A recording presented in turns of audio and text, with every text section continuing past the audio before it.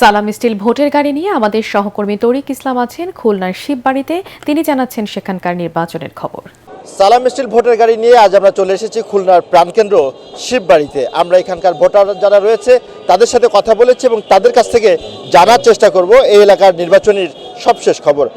আমাদেরকে একটু জানাবেন যে এখানে নির্বাচনী আমেজ কেমন দেখছেন? আমেজ এখন বলতে কি যে মোটামুটি ভালোই লাগতেছে, মানে এখনো তো তেমন শুরু হয় নাই, জাঁকজমক এখনো হয়নি। যখন মনে কর কিছুদিন গেলে বোঝা যাবে যে কিরম কি হবে না, এখন কিছু বোঝা যাচ্ছে না এখনো। ধন্যবাদ।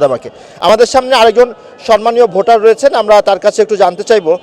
আপনি একটু বলবেন যে আপনারা সামনে যে নির্বাচনে কেমন প্রার্থী চান বা প্রার্থীদের কাছে আপনাদের প্রত্যাশা কী থাকবে? আসলে দীর্ঘদিন ভোটাধিকার প্রয়োগ করার তো কোনো সুযোগ ছিল না।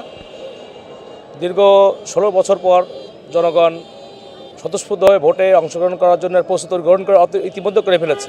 আমাদের জনগণের পক্ষ থেকে আমার নেতার প্রত্যাশা থাকবে, প্রথমেই খুলনার আইন শৃঙ্খলা পরিস্থিতি নিয়ন্ত্রণ, মানবিক সেবা, শিক্ষা, স্বাস্থ্য, বাসস্থান, এই তিনটা বিষয়ে মূলত আমাদের ফোকাস করবেন, এই আশাবাদ ব্যক্ত করছি আর কি।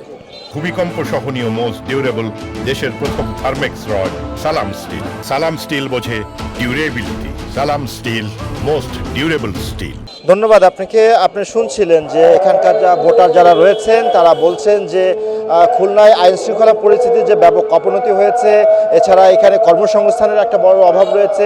সুতরাং আগামী নির্বাচনে খুলনার আইন শৃঙ্খলা পরিস্থিতি নিয়ন্ত্রণ করা, কর্মসংস্থানের ব্যবস্থা ক্ষেত্রে যোগ্য প্রার্থীকেই বেছে নেবেন তারা, এমনটাই তারা বলছেন। তো সালাম স্টিল ভোটার গাড়ি খুলনা থেকে এই ছিল আমার কাছে সবশেষ।